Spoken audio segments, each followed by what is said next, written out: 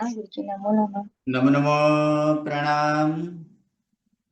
नमो प्रणाम गुरुजी। सिद्धाणं नमो सिद्धाणं नमो आयर्याणं नमो वज्रायाणं नमो लोये संवसाहूणं यशो पञ्चनमुखारो शम्भपापपणासनो मङ्गलाणं च सव्येसिं परमं हवै मङ्गलम् अज्ञानतिमिरन्धानं ज्ञानञ्जनशलाकया नेत्रम् उन्मीलितं येन तस्मै श्रीगुरवे नमः।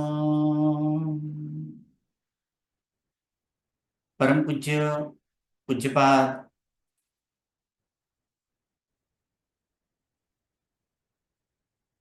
कलिकाल सर्वज्ञ हेमचंद्र सुरेश्वर जी महाराजा द्वारा विरचित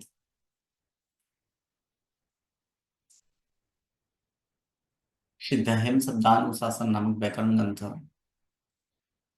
और इसी व्याकरण ग्रंथ से उद्धरित पंडित वर्य शिवलाल जी द्वारा रचित हेम संस्कृत प्रवेशिका प्रथमा, मध्यमा और उत्तमा, ऐसे 3 विभागों से विभाजित हेम संस्कृत प्रवेशिका और इसी हेम संस्कृत प्रवेशिका प्रथमा पूर्ण करने के बाद मध्यमा और मध्यमा में फिर एक बार 10वां गण अर्थात 10वें गण के धातुओं को हम प्रथमा के अनुसार बात करें तो 10वें गण के धातुओं को कौन सा प्रत्यय लगता था? अपना ई प्रत्यय लगता था। वहां पर हम लोग देखे थे कि 10वें गण के धातुओं को अपना ई प्रत्यय लगता है और ई प्रत्यय का वहां पर काम हम लोग देखे थे कि ई प्रत्यय लगने पर धातु के उपांत्य में ह्रस्व नामीसर का क्या होता है? ह्रस्व गुण। नामीसर का गुण होता है और ई प्रत्यय लगने पर उपांत्य अ की तथा अंत में रहे हुए ह्रस्व या दीर्घ नामीसर की क्या होती है? वृद्धि होती है। ये अपना ई का काम था। यहाँ पर उन्हीं 10वें गण में क्या विशेषता है? ई तो बहुत प्रकार के ई हैं, लेकिन ये ई किस प्रकार का ई है वो यहाँ पर हम लोग देखेंगे। हाँ, उसके पहले एक प्रश्न, एक और क्या प्रश्न है बोलिए। गुरु जी, हमने जो पाठ 4 देखा है ना मध्यमा में, उसमें छठे गण को तुदादी गण बोला है ना, तुदादी। जी, तो हमने जो प्रैक्टिस बुक में प्रथमा में हमने सीखा था ना, तो उसमें छठा गण रुदादी गण लिखा हुआ है, रुदादी गण सीखा था। कौन सा लिखा था? तो ये सही है कि वो सही है? रुदादी गण। नहीं, वो तुदादीगण ही है। तुदादीगण ही वहां तो पर, वहां पर समझते हैं तुदादीगण। क्योंकि सातवें गण में तुदादी गण लिखा हुआ था। नहीं, तो सात मैंने जो याद किए थे वो ऐसे किए थे इसीलिए। नहीं। चलिए, अब यहाँ पर हम लोग देखते हैं 10वां गण जो है जिसे चूरादि गण कहा जाता है। 10वें गण को ये चूरादि गण अर्थात चूर जिसके आदि में हो, ऐसे 10वें गण के धातु हैं। और ऐसे 10वें गण के धातुओं को अपना ई प्रत्यय, लेकिन ई प्रत्यय कैसे है? ये ईणिच प्रत्यय लगता है। कौन सा प्रत्यय लगता है? ईणिच प्रत्यय लगता है। तो ईणिच प्रत्यय जैसे हम पहले देखे थे कि कित प्रत्यय अर्थात तख्त प्रत्यय, वो प्रत्यय कैसे है? कित प्रत्यय है। तख्त प्रत्यय कैसे है? हाँ, कित प्रत्यय है। तवक तवक्तु प्रत्यय कैसे प्रत्यय है? वो भी कित प्रत्यय है। ठीक है। फिर अश्याम दश्याम वो प्रत्यय कैसे हैं? डित प्रत्यय। वो डित प्रत्यय है। ठीक है। उसी प्रकार अभी अभी हम लोग देखे असव, तो असव प्रत्यय कैसे हैं? शीत और बीत दोनों हैं। विक्षित। हाँ, मतलब बीत और शीत वो दोनों प्रत्यय है, असव प्रत्यय। उसी प्रकार ये 10वें घन को धातु को अपना ईणिच प्रत्यय लगता है। यहाँ पर ईणिच प्रत्यय जो यहाँ पर दर्शाया गया ईणिच अर्थात ये प्रत्यय कैसे हैं? णित प्रत्यय कहलाएगा कि नहीं? णों का ईत ईत ईत हो रहा है कि णों ईत होता है ना। जी। तो ये ईणिच प्रत्यय है। तो ईणिच प्रत्यय लगने पर क्या होता है? तो इसमें एक विशेष यहाँ पर हम लोग देखेंगे कि गुण गुण और वृद्धि जो है कि ईणिच प्रत्यय क्या करता है, तो ईणिच प्रत्यय वृद्धि करती है। क्या करते हैं इसके, ईणिच प्रत्यय ये धातु में वृद्धि करती है। ये धातु में वृद्धि कब, कि ईणिच प्रत्यय अगर लगा हो तो धातु के उपांत्य में अगर अ हो, धातु के उपांत्य में अ हो और अंत में ह्रस्व या दीर्घनामी स्वर हो तो उसकी वृद्धि करती है। ये णित का इतना ही फल है। ये ईणित प्रत्यय जो है, ईणित प्रत्यय, तो णित जैसे कित प्रत्यय का फल क्या है, तो कित प्रत्यय का फल है कि धातु में गुण और वृद्धि नहीं होता, करना। नहीं होती। ठीक है। उसी प्रकार यहाँ पर डित प्रत्यय का फल क्या है, तो डित प्रत्यय का फल है अंत्य अंत स्वर स्वर और उसके बाद में और रहे उसके हुए बाद व्यंजन का क्या व्यंजन करना, लोप करना। लोप करना। उसी प्रकार यहाँ पर ये जो प्रत्यय है ये प्रत्यय कैसे है, णित प्रत्यय है। तो ये णित प्रत्यय और एक गुरु प्रत्यय जी, है अथवा तो गीत प्रत्यय। कैसे मिशन ईंत प्रत्यय, णित प्रत्यय और ईंत प्रत्यय, ये दोनों प्रत्यय का फल क्या है, तो ये दोनों प्रत्यय का फल है कि वृद्धि करना। क्या करना इसमें, तो वृद्धि करना, ये इसके फल है, वृद्धि करना। णित प्रत्यय और ईंत प्रत्यय हो तो फिर वृद्धि होती है। हाँ बोलिए, ए क्या जी प्रश्न है। गुरु जी, यहाँ पे ई के साथ नीच लिखा, नीच लिखा है, तो अन और छ का ईत हुआ है हाँ, और चौका ओनली ई भी ईत बचे। होता है चित, लेकिन मुख्यतः है यहाँ पर अणित, यहाँ पर अण ईत हुआ है ना। तो हाँ, ऐसे हाँ तो बोला जा नीच सकता लिखा है उसे, अणों का भी ईत हुआ है और चौका भी ईत हुआ है। सही है। है। जी गुरु। अब देखिए कि हम तो प्रथमा के अनुसार ई लगाते थे कि 10वें गण के धातुओं को अपना ई प्रत्यय लगता है। तो ई प्रत्यय जो है, ई प्रत्यय कितने प्रकार के हैं, तो ई प्रत्यय अनेक प्रकार के हैं। एक तो अभी अभी हम लोग देखे कि क्या देखे यहाँ पर, ईणित प्रत्यय देखे। ईणित प्रत्यय, ईणिच प्रत्यय कैसे है ये प्रत्यय, ईणिच है। उसी प्रकार दूसरा भी है, ई ईट प्रत्यय है। क्या है ये, ई ईट प्रत्यय, ये टॉ वाला प्रत्यय है, ई ईट प्रत्यय लगता है। फिर आगे अगर हम यहाँ पर देखें, एक ईणिग प्रत्यय भी है। कैसे है, ईणिग प्रत्यय। ई प्रत्यय जो है कि ईणिग, तो ईणिग प्रत्यय भी है, ईणिग प्रत्यय। दूसरा भी एक प्रत्यय है, कौन सा है, ई इंग, ईणिंग प्रत्यय है। क्या प्रत्यय है इसमें, ईणिंग प्रत्यय भी है यहाँ पर, ईणिंग। ऐसे प्रत्यय भी यहाँ पर है, ईणिंग। तो यहाँ पर अगर देखा जाए तो ये तो अनेक प्रकार के लगते हैं, लेकिन जैसे अगर देखा जाए तीनों तीन ईनिच, ईणिग और ईणिंग, ये तीनों तीन प्रत्यय क्या अणित प्रत्यय है कि नहीं। जी गुरु तीनों तीन में अणाव का ईत हो रहा है कि नहीं, ईट को छोड़कर। जी गुरु। तो ये ईट, तो इसमें यहां पर हम लोग देखेंगे कि 10वें गण के धातुओं को ईणिच, अपने ईणिच प्रत्यय लगता है। और ईणिच प्रत्यय का कार्य होने के बाद विकरण प्रत्यय लगाया जाता है। तो विकरण प्रत्यय क्या लगता है, तो पहले गण की तरह क्या लगेगा, अशव, पहले गण की तरह अशव, अर्थात के कौन सा असौ विकरण प्रत्यय। अशव। तो पहले गण के असौ विकरण प्रत्यय। दूसरा नंबर नियम में यही कहा है कि ईत और ईणित प्रत्यय पर धातु के उपांत में तथा अंत में ह्रस्व दीर्घ नामी स्वर की वृद्धि होती है। अब प्रश्न है कि जिस धातुओं के उपांत्य में अ न हो तो फिर उसमें क्या करना है। जैसे कि यहां पर हम लोग ले लेंगे, यहाँ पर चूर ही ले लेते हैं, चूर प्लस ईणिंग लगा देते हैं कि ईणी चला लगाते हैं। तो चूर प्लस ईणिच, तो इसमें तो धातु के उपांत्य में तो अ तो नहीं है अंत उपांत्य में, उपांत्य में नहीं है, अ है, चूर धातु के उपांत्य में नहीं है उपांत्य किसे गुरुजी, कहा ऊ जाता है, है, नहीं ऊ है, उपांत्य सेकंड किसे लास्ट, कहते हैं। Second second last. Last, second last number. हाँ, सेकंड लास्ट जो कहा जाता है, अंतिम के पूर्व में जो हो उसे क्या कहा जाता है, उपांत्य। और अंत्य जो अंत में हो उसे क्या कहा जाता है? अंत्य कहा जाता है। तो अंत्य। देखिए यहाँ पर वृद्धि के नियम में क्या कहा गया है कि उपांत्य में अ होना चाहिए या तो अंत में ह्रस्व या दीर्घनामी स्वर होना चाहिए। तो चूर धातु के उपांत्य में ना तो अ है और ना ही अंत में ह्रस्व या दीर्घनामी स्वर है यहाँ पर कुछ नहीं है। नहीं। तो फिर यहाँ पर ये तो वृद्धि नहीं होगी। तो वृद्धि नहीं होगी तो भी यहाँ पर हम लोग चूर प्लस ई का क्या करते थे? चोरी करते थे कि नहीं? गुण हुआ है कि नहीं? जी हुआ है। तो ये गुण होता है। तो गुण क्यों होता है? तो गुण के लिए नियम अभी हम पहले पाठ में देख चुके हैं। प्रथम पाठ में पहले के नियम क्या, गुण का नियम क्या है? गुण कब होता है? असम प्रत्यय बिल्कुल विकरण नहीं। प्रत्यय लगने पर। असव प्रत्यय लगने पर गुण होता है ऐसे नियम तो सिखाया ही नहीं है। विकरण प्रत्यय लगने पर। विकर्ण प्रत्यय लगने कित पर, क्योंकि या कित तो कित सिवाय प्रत्यय है। ये तो विकर्ण प्रत्यय नहीं है तो भी यहाँ पर गुण हुआ है। तो ये भी मुझे गलत है।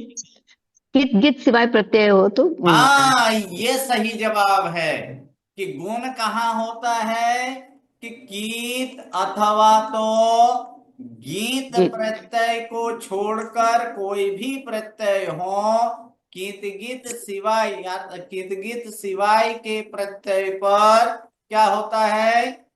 गुण गुण। होता है। कीत गीत सिवाय के प्रत्यय हो तो वहां पर गुण होता है। तो ईणिच प्रत्यय क्या ये कीत है? नहीं। नहीं है। नहीं है। गीत है? नहीं। नहीं है। गीत या गीत है यहाँ पर कुछ नहीं है ना? नहीं गुरुजी, नहीं नहीं है। है। इसीलिए तो यहाँ पर क्या है? ऊ का उपांत्य ऊ जी का यहाँ पर गुण हुआ है। तो गुण कब होता है? कीत गीत। ये नहीं समझता है सिवाय कि के। बीत प्रत्यय लगने पर ही गुण होता है। अगर बीत प्रत्यय लगने पर गुण होता है तो फिर इसमें जी धातु में तुम प्रत्यय लगाकर गुण हम नहीं कर सकते थे। जी धातु जी। में तुम प्रत्यय लगकर इसका रूप क्या बनता है? जी तुम। जे तुम होता तुम है। बनता है। नी धातु में तुम प्रत्यय लगकर क्या बनता है? नहीं ने तुम। तुम ने तुम। तो यहाँ तुम पर बन। तो ये तो बीत प्रत्यय तो है नहीं। है बीत प्रत्यय? तुम प्रत्यय बीत है? नहीं, नहीं। पर कित गित सिवाय नहीं क्या है। देते। परंतु की गीत सिवाय के इसके लिए वो। हाँ, तो जो अभी हम लोग नियम बना रहे थे कि बीत होने पर गुण होता है, तो यहाँ पर तो गुण होना है। यहाँ तो ये तो बीत तो नहीं है। तो ये नहीं कर, ऐसे नियम नहीं बनाना है कि बीत प्रत्यय होने पर गुण होता है। गुण कब होता है? तो कित गीत सिवाय के प्रत्यय हो तो वहां पर गुण होता है। ये नियम हमारे ध्यान में रखना है। ओके, क्लियर यहां तक? जी। बाकी का जो उदाहरण दिया गया है, ये उदाहरण तो हम लोग प्रथमा में सीख चुके हैं। तड़ धातु है। तड़ धातु के उपांत्य में क्या है? अ है। तो इसकी वृद्धि हुआ। अ की वृद्धि क्या होती है? और की बुद्धिया। क्यों दिया। अ की हाँ हाँ। वृद्धि आ। सही है। अ की वृद्धि आ। ई वर्ण की वृद्धि के। ए ये नहीं, ये आई गुण आई आई होता आई है। आई वृद्धि बुद्धि होती है। अ आई में आई होता है बुद्धि। आई आई जी है। ऐ होता आई। है। ई वर्ण की जी जी। वृद्धि ऐ होता है। उ वर्ण आई की जी है। वृद्धि औ औ ओ होता है। और रु वर्ण की वृद्धि आर। आ आर होती है। हाँ, ये ध्यान में रखना है। ठीक है। गुण और वृद्धि में अंतर है। गुण ई वर्ण जी की गुण ए होता है। उ वर्ण को ये होता है। ओ होता है और रु वर्ण ओ का और होता है। जबकि और वृद्धि ई वर्ण की वृद्धि ऐ, उ वर्ण की आई वृद्धि ओ और रु वर्ण की वृद्धि आर होती आर। है। आ इतना हमें ध्यान में रखना है। इसीलिए तो इसमें अ है तो अ की वृद्धि क्या हो चुका है? आ। इसलिए तड़ का ताड़ बन चुका है। बाकी का नियम तो हम लोग जानते ही हैं किस यहाँ पर किस प्रकार ताड़यति हुआ है। उसी पर प्रू है तो रू वर्ण का वृद्धि आर। इसलिए पार प्लस ई क्या हो चुका है? पारी। और उसके बाद इसका रूप बना है पारायति। किस प्रकार से वो तो हम लोग जानते ही। ठीक है, क्लियर? यहाँ गुरुजी। तक दो नियम तक क्लियर? गुरुजी एक हाँ प्रश्न जी। है। हाँ जी। अगर गुण और वृद्धि दोनों का होता हो तो पहले किसको इम्पोर्टेंस दी दोनों की जाएगी। प्रसंग हो तो क्या करना चाहिए ना? जी जी। ओके, दोनों की प्रसंग कब आ सकता है? तो पहले देखिए, गुण और वृद्धि अगर दोनों की हो, अगर वो तो वृद्धि कब होता है? तो अभी हम लोग देखें ईत अथवा नीत प्रत्यय हो तो फिर तो ही वृद्धि होती है, बाकी वृद्धि नहीं होती है। ठीक है। तो गृणीत प्रत्यय लगाएगा, ये आने वाला है कब, जब हम लोग परोक्षा सीखेंगे ना। जी यहाँ पर परोक्षा के प्रत्यय उस समय है आणव प्रत्यय। आणव प्रत्यय जब है तो वहां पर कहा जाएगा, अतः सबसे पहले वहां पर णित का काम करना है। किसका काम करना है? णित का काम, अर्थात पहले वृद्धि होता है। दोनों की प्रसंग हो तो उस अपेक्षा में सर्वप्रथम वृद्धि करनी है। अगर वृद्धि नहीं हो रहा है उस जगह पे उसका क्या करना है? गुण करना है। और यहाँ पर इस 10वें गण में गुरुजी 10वें गण में तो जहां ये पर वृद्धि होने की संभावना है वहां प्रथम वृद्धि ही करनी है। पहले हाँ है ना गुरुजी? हाँ, ओके। जैसे कि इसमें प्रू प्लस ईणिच लगाया गया है, ठीक है। तो ईणिच के कारण ये सबसे पहले इसका अगर गुण करेंगे तो फिर रूप अशुद्ध होगा। परयति, परयति रूप होता है, नहीं होता है नहीं बराबर, तो होता है। पहले इसका वृद्धि मतलब करनी क्या है, तो है पहले वृद्धि कि इसमें करनी तो है, वृद्धि ही करनी है। अर्थात जहां पहले प्रथम वृद्धि। नंबर वृद्धि होनी है, वृद्धि होने की संभावना है, तो वहां पर सर्वप्रथम वृद्धि ही करनी है। जहां वृद्धि नहीं हो रहा है, जैसे चूर धातु, तब चूर धातु में वृद्धि नहीं हो रही, तो उस समय हम लोग क्या करेंगे? वहां पर गुण करेंगे। गुण। ये क्लियर हो गया जी। ओके, चलिए।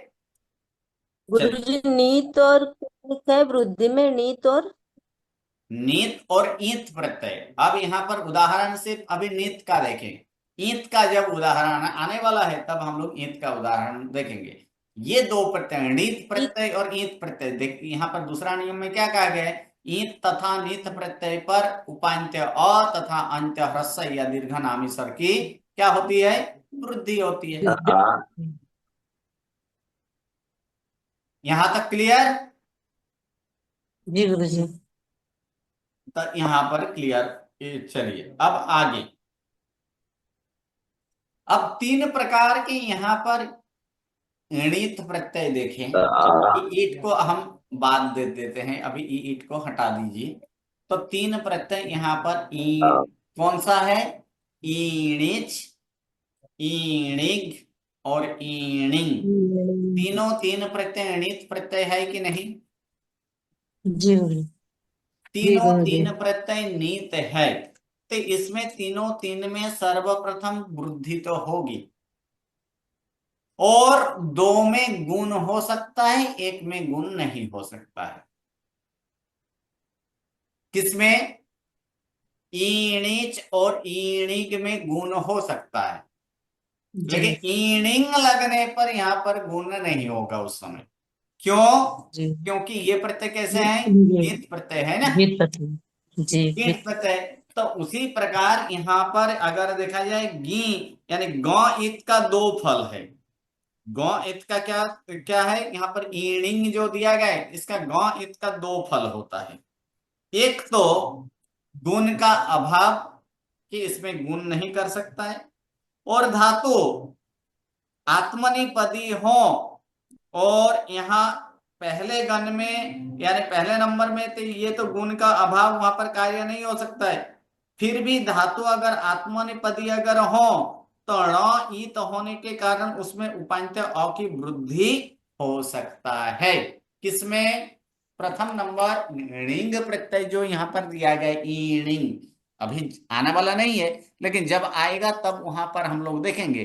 णिंग प्रत्यय में सर्वप्रथम तो एक तो गुण का अभाव, किसी भी धातु में वो गुण नहीं कर सकता है, एक गुण का अभाव। और दूसरा, अगर धातु आत्मनिपदी अगर हो तो फिर उसमें उपांत्य जो है, उपांत्य अ की वृद्धि कर सकता है और किसी का नहीं।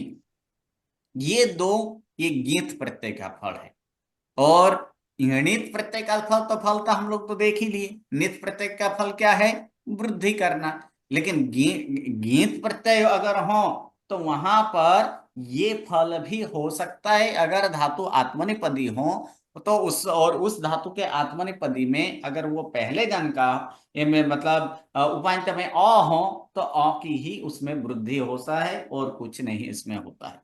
ओके, जी जैसे कि एक धातु हम लोग ले लेते हैं कम धातु, और कम धातु में ईणिक लगाकर उसका रूप क्या बन सकता है? तो कम धातु के उसमें अ अ है कि नहीं, धातु के उपांत में अ है है है तो है उस वो। समय उसका रूप क्या बनेगा, कामयते। कामयते। क्या वहां पर क्या आत्मनिपदीय होना चाहिए, तो कम धातु वहां पर आत्मनिपदीय के अर्थ में लिया जाए तो वहां पर क्या होगा, कामयते।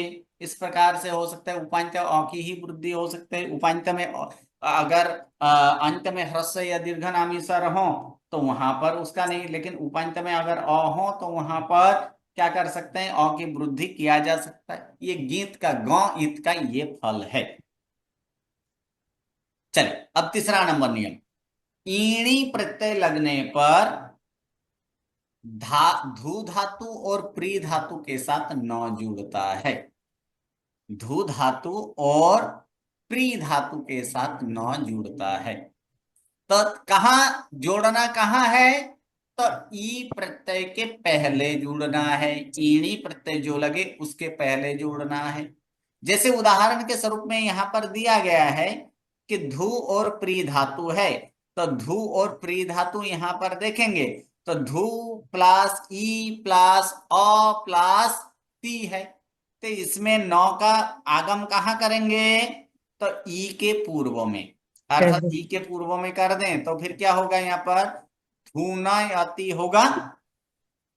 जी धुनयति होगा कि नहीं, तो धुन है, जी ई है, ई के बाद असव है, तो असव का कारण ये कित गित सिवाय के प्रत्यय है, इसलिए ई का यहाँ पर गुण होगा, ए होगा। और ए के बाद कोई भी स्वर आता है तो ए का क्या होता है, है अय होता है। इसलिए रूप इसका क्या बना है, धुनयति। दोनों। और उसी प्रकार प्री धातु है तो वो भी नौ जुड़ेगा, और नौ जुड़ने के बाद उस नौ का अण हो जाएगा। कौन सा नियम से, न के बाद अच्छा, ये रो होने के बाद रस और मूर्धन्य स और रू के बाद कोई न आए तो सही न का है, अण र हो जाता स रू वर्ण और नौ के बीच में ल च वर्ग है। ट वर्ग त वर्ग जी तालव्य स्वर दंत स सिवाय के कोई भी अक्षर हो तो फिर र का नौ का क्या होता है, अण होता है। इस कारण से यहाँ पर क्या हो जाएगा, क्योंकि र प्री, तो प्री में क्या आया है, इसमें र के बाद ई आया है कि नहीं, क्योंकि प्री जी का जब हम इसका विश्लेषण करेंगे तो प्री का विश्लेषण कैसे बनेगा, तो प प्लस र प्लस दीर्घ ई ई प्लस, इतना हुआ ना प्री, उसके बाद नौ जी जोड़ा गया है, उसके बाद ई लगाया गया है। तो देखिए र और नौ के बीच में क्या है, ल च वर्ग ट वर्ग त वर्ग तालव्य स्वर दंत स सिवाय के अक्षर है कि नहीं, है। है। क्या आया है, दीर्घ ई आया है, यानी स्वर आया है। इसलिए यहाँ पर नौ का क्या हो चुका है, अणा हो चुका है, जिस कारण से इसका रूप क्या बना है, प्रीणयति। प्रीणयति। अब कृत धातु, कृत में रु दीर्घ है, तो कृत धातु का आदेश कीर्त हो जाता है। क्या हो जाता है इसका आदेश, आदेश ही कीर्त इसका कीर्त हो जाता है। और कीर्त प्लस ई प्लस अ प्लस ती, तो रूप क्या होगा, कीर्तयति कीर्तयति। इस प्रकार से कीर्तयति वहां पर रूप होगा। फिर कहा गया कि 10वें गण के युजादि धातु, तो युजादि धातु जो है वो युजादि धातु, जो कि यहाँ पर युजादि धातु कितने, तो युजादि धातु अगर देखा जाए तो 39 41 लगभग 41 है। 41 धातु जो है वह युजादि धातु है।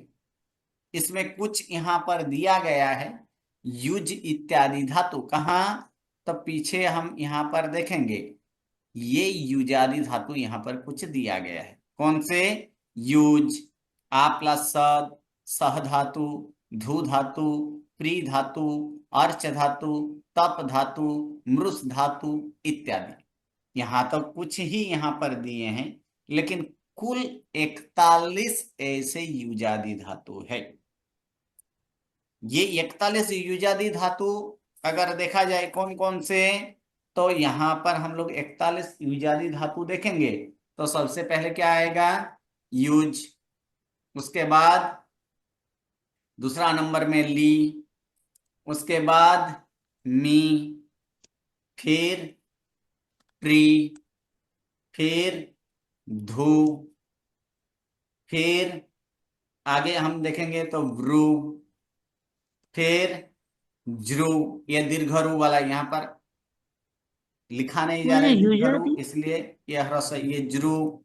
फिर यहाँ पर अगर देखा जाए तो ज्रू के बाद मार्ग, मार्ग धातु, उसके बाद यहाँ पर, और मार्ग धातु के ये पूर्व में भी दो धातु और है, और वो धातु व्यंजनान धातु है। एक तो क्या है, एक चिक और दूसरा सिक। गुरुजी ये धातुएं सब लिखनी है, हमें लिखनी है, हम लिख के रखें? लिखना है तो लिख लीजिए। बोलिए वापिस, जरा बोलना पड़ेगा मुझे वापिस। हाँ, यहाँ पर लिख दिया है, देखिए यहाँ पर मैं तो लिख रहा हूँ यहाँ पर। जी जी ओके ओके ओके उसके बाद ओके कुछ ओके ओके। धातु, उसके बाद रीच धातु, उसके बाद अगर देखा जाए रीच धातु के बाद वच धातु, ये वच धातु, उसके बाद सही आर्च बोला। धातु, फिर यहाँ पर है ब्रुज धातु, फिर है मृज धातु, फिर है यहाँ पर हम लोग देखेंगे कठ धातु, फिर यहाँ पर आगे आने वाला है श्रांत ग्रंथ, दो धातु है यहाँ पर, श्रांत और ग्रंथ धातु, फिर क्रथ धातु, फिर आगे है अर्ध धातु, अर्ध धातु, फिर श्रथ धातु, फिर आगे हम लोग देखेंगे वद धातु, फिर यहाँ पर छद धातु, छद धातु, फिर आ प्लस सद धातु। आगे यहाँ पर देखा जाए तो क्षुद्र धातु, क्षुद्र धातु, फिर आगे यहाँ पर हम लोग देखेंगे सुंध धातु, फिर आगे यहाँ पर आप देखेंगे तन धातु, मान धातु, फिर तप धातु, त्रुप धातु, फिर आप धातु, फिर यहाँ पर द्रुभ धातु, फिर आगे ईर धातु, फिर देखेंगे कि मृस धातु, शीश धातु, फिर जूस धातु, फिर है ध्रुस धातु, फिर आगे हिंस धातु, फिर और दो धातु है, और वो दो धातु है एक गर्ह और एक सह, गर्ह धातु और सह धातु।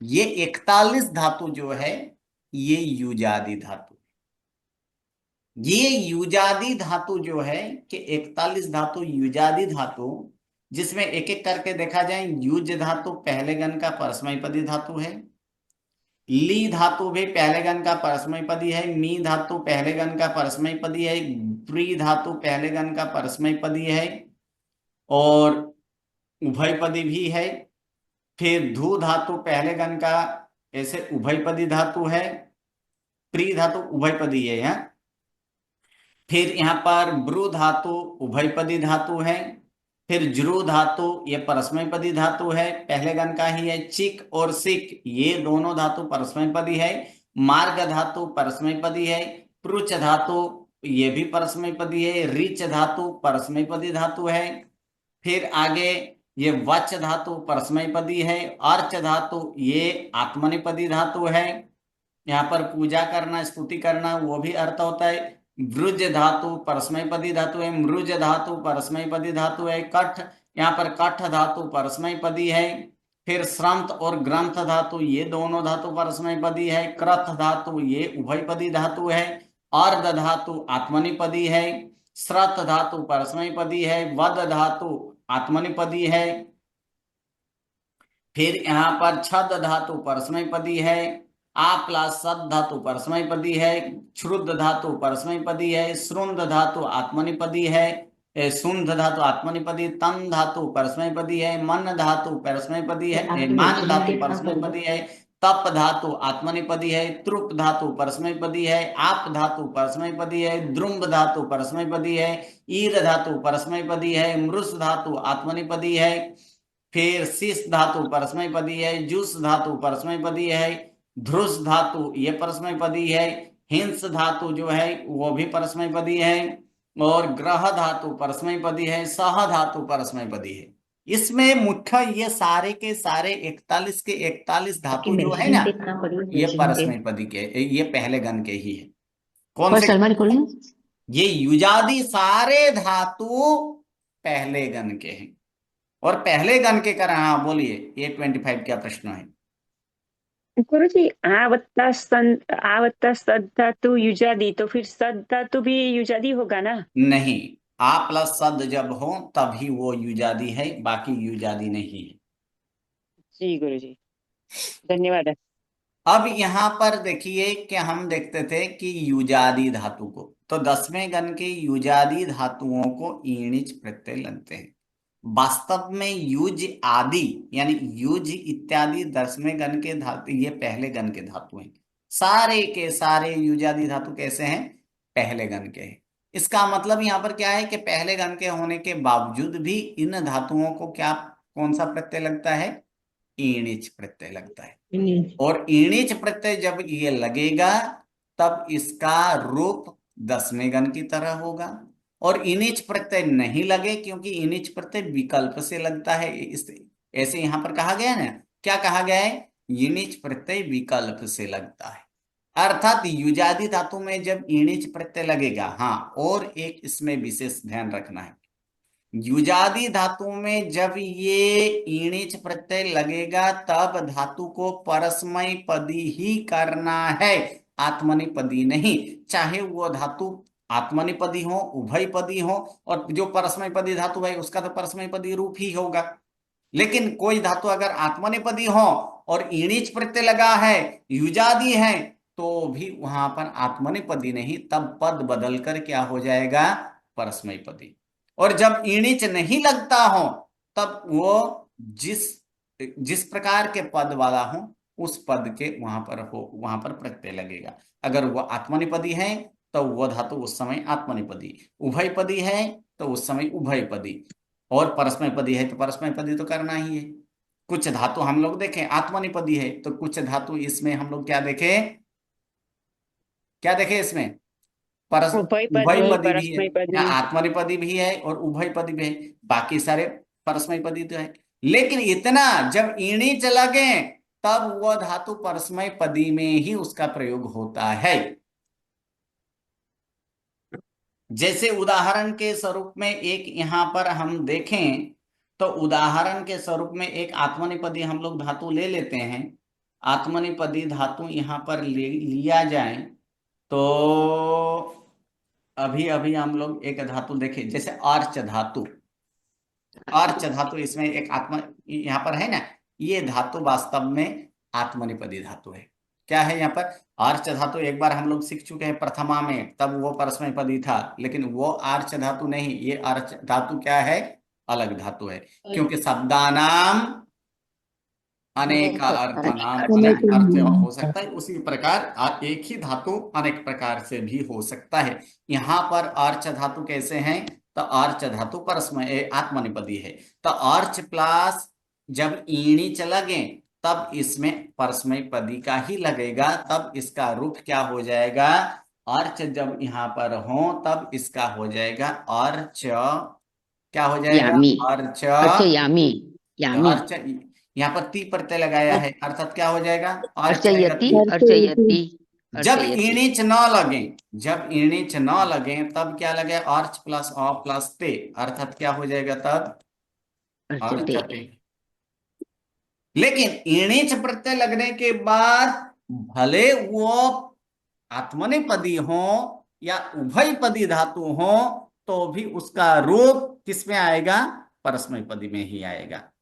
लेकिन अगर ईणिच नहीं लग रहा है तो उसके सामने वो जिस पद का हो उस पद का उस समय रूप वो बनेगा। इतना इसमें युजादि में विशेष हमें ध्यान में रखना है।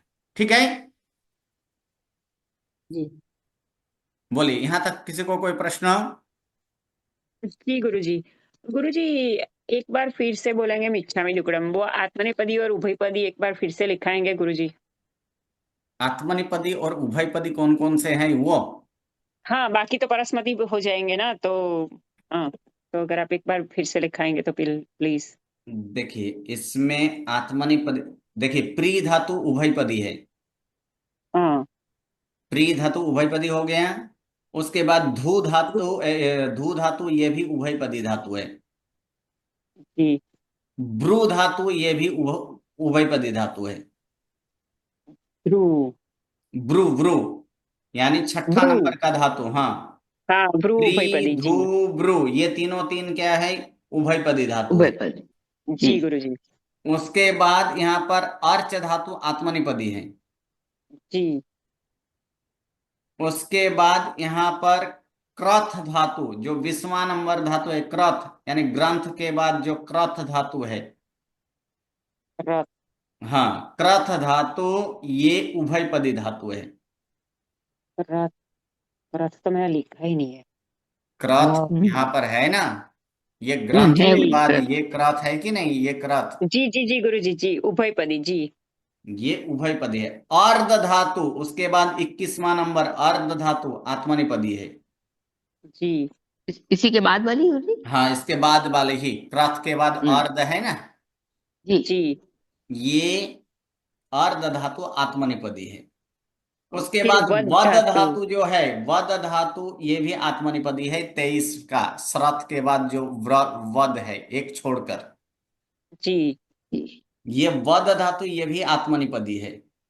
जी। ठीक है। उसके बाद जो है तप धातु 30वां नंबर जो तप, यहाँ पर तप है छद के नीचे तप, जी। ये जी तप तप। धातु जो है ये भी यहाँ पर आत्मनेपदी धातु है। आत्मनेपदी। फिर यहाँ पर आगे देखेंगे एक मृस धातु 35वां नंबर मृस धातु, यहाँ पर देख लीजिए पुरुष, ईर के हाँ, बाद जो ईर के मृस बाद आया है, है। ईर के बाद में जी पुरुष। ये भी आत्मनेपदी है। ओके। आत्मनेपदी। ठीक है। उसके बाद सारे के सारे परस्मैपदी ही हैं। जी उसके बाद धन्यवाद है और गुरु। कोई नहीं, इतना धातु जो है वो आत्मनेपदी उभयपदी और उभयपदी है, बाकी सारे के सारे परस्मैपदी है। हाँ बोलिए, ये एक गुरुजी। और क्या प्रश्न है? गुरुजी ये शुद्ध धातु है ना, छ के नीचे रू है ना? कौन सा? आ हाँ, प्लस सद आ के बाद प्लस वाला। शब्द के बाद श्रुत धातु है, सही। श्रुद्ध। हम्म, रस्व उ। ह्रस्वरु। हाँ, एक ज्रू रस्वरु। धातु जो था वो दीर्घरु, ब्रू के बाद जो ज्रू है ना, चिक और सिक, चिक के पहले जो ज्रू है वो दीर्घरु है। हाँ? जी गुरुजी। हाँ बोलिए, A4 क्या प्रश्न है? गुरुजी ये जो दूसरा नियम था ना, नीट प्रत्यय पर उपांत्य और अंत्य रस्व दीर्घ नामी स्वर की वृद्धि होती है, ये थोड़ा समझाना, मुझे समझ में नहीं तो 10वें गण के धातुओं के आया। उपांत्य, ये देखिए उपांत्य में अगर उपांत्य में अ हो या तो फिर अंत में ह्रस्व या दीर्घनामी स्वर हो तो उसकी वृद्धि होती है। तड़ धातु में क्या है? उपांत्य में अ है कि नहीं? हाँ गुरुजी। अ की वृद्धि क्या होती है? और की वृद्धि अ की वृद्धि आ, इसलिए तड़ का क्या बना यहाँ पर? ताड़, और ई के साथ लगा इसलिए ताड़ी। हम्म और अंत वाला यहाँ पर प्रू देखेंगे तो प्रू में अंत में क्या है? रू है नहीं? रू है कि नहीं? हम्म तो रू है, हाँ गुरुजी। इसीलिए इसका वृद्धि, तो रू की वृद्धि क्या होती है? रू वर्ण की वृद्धि आर। रू वर्ण की वृद्धि आर होती है गुरुजी। आर होती है, इसलिए प्रू का क्या हो गया? पार, पार प्लस ई करेंगे तो पार ही हो चुका है। हम्म ओके, क्लियर?